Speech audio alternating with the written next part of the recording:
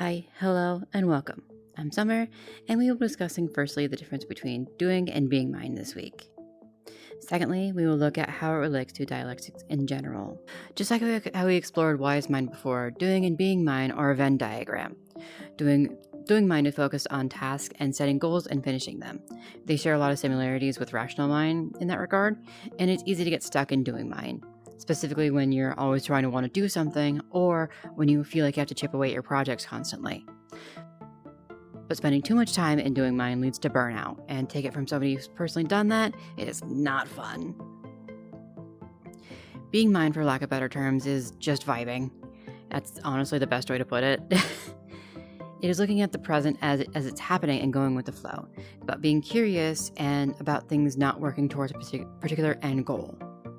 More so, it's just exploring. It's saddled up next to emotion mind because it's a bit nebulous and hard to explain for me.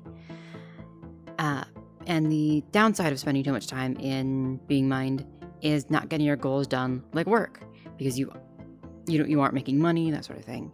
It also tends to lead people down the path of good vibes only, and they tend to isolate bits of themselves off trying to achieve those good vibes only. And take it from me, that is not a way to live. You need to take both bad and good together. Otherwise, you're just going to become a person you hardly recognize. But I will discuss more on that topic later on. Continuing with wise mind, again, we see that it's about balancing the two sides of the dialectic. In this case, it is having enough time to do in each state of mind to not burn out and to get your goals done.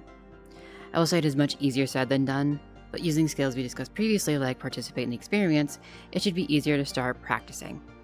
In a more broader sense, discussing last week the dialectic of rational and emotional mind, and this week doing and being mind, gives us a clue into wise mind is and how powerful it can become.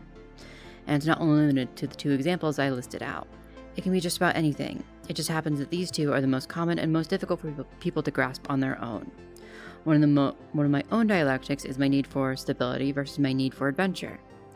And wise mind in regard to doing that is doing things that I'm comfortable with, but are just new enough that will satisfy that other craving. Learning how to consult wise mind and the dialectics one has is an ongoing task, but once you discover them, you can put them away for future use. Mindfulness can be hard, which is why it's the first section we start with, so we can work on it as time progresses. The next section, we will start distress tolerance and get more into some hard-hitting skills like tip. Thank you all so much for watching. If you found this video informative or helpful, why not leave a like and consider subscribing. As always, shine big, shine bright, and don't let your spark die out.